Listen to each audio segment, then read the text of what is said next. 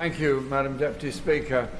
Last Friday, the talks in Geneva were apparently making good progress, and there was hope there was going to be some kind of agreement between the United States and Iran.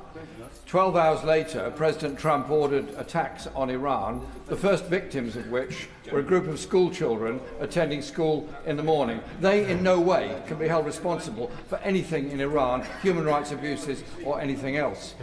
In his statement, it's unclear to me under what circumstances US forces will be allowed to use RAF bases.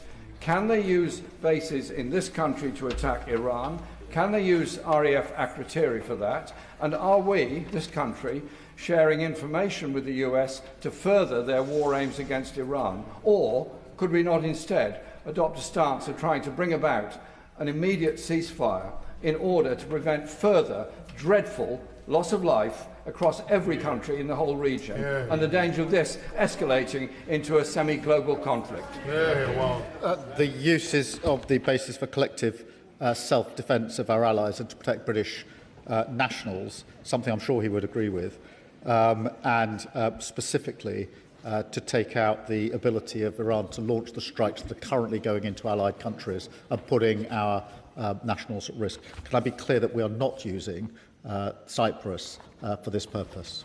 Thank you, Mr. Speaker. Afghanistan, Iraq, Libya, Syria, Yemen, and now this illegal war on Iran. The reality is, time and time again, we are dragged into conflicts that are illegal, make the region less stable, and result in devastation and the deaths of hundreds of thousands of innocent men, women, and children. Have we not learned the lessons from the past?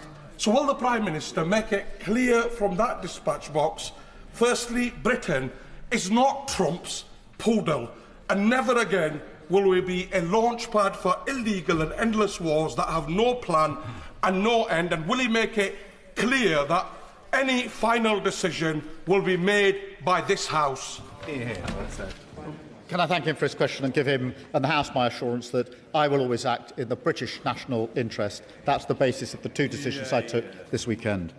Harding. Mr. Speaker, I have constituents and family in the region, all terrified about what may come next. The world is infinitely a more dangerous place today than it was last week. Trump and Netanyahu chose to throw away diplomacy and launch a direct attack on Iran, an attack which, as the Prime Minister has said, can never be justified under international law. Equally, Iran's indiscriminate attacks on airports and hotels across the Gulf are also flagrant violations of sovereignty and clear breaches of international law. Does the Prime Minister recognise that this regime change attempt, like so many others before it, will only result in years of instability and conflict in the region? And what assurances can the Prime Minister give that the UK's involvement will remain in defence and will not turn into full-scale military involvement as we saw in Iraq and Afghanistan and Libya?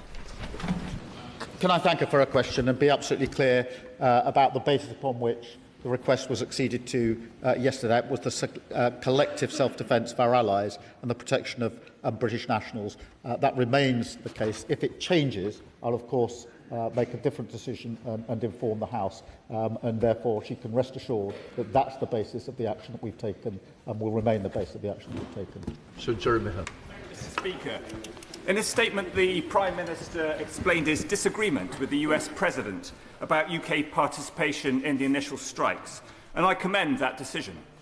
When the UK refused to participate in US interventions in Vietnam and Grenada, Harold Wilson and Margaret Thatcher kept their disagreements private, but that's difficult to do with Trump. But crucially, over Vietnam and Grenada, the UK stayed out.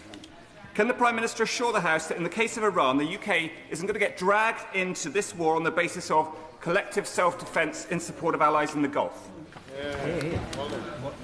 Well, I hope I've set out my position clearly and the reasons behind my decision. That is the basis upon which we made the decision last night. We'll keep it under review, and if it changes, I'll come back to the House.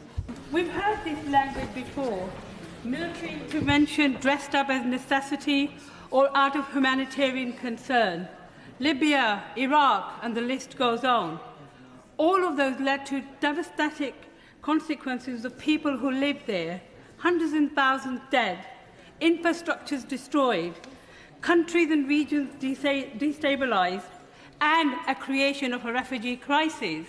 And I hope that all of those who are chomping for this war will welcome the extra refugees that will be coming onto our shores in light of these particular consequences. Article 51 of the UN does not allow for regime change. And I'm so grateful for our Prime Minister for not going and joining in this illegal war by US and Israel. So can I ask the Prime Minister please to continue with this direction so we don't get involved in another illegal war in the Middle East? I can assure her and the House I'll apply the same principles of whether there's a lawful basis and a viable case to the decisions that we take.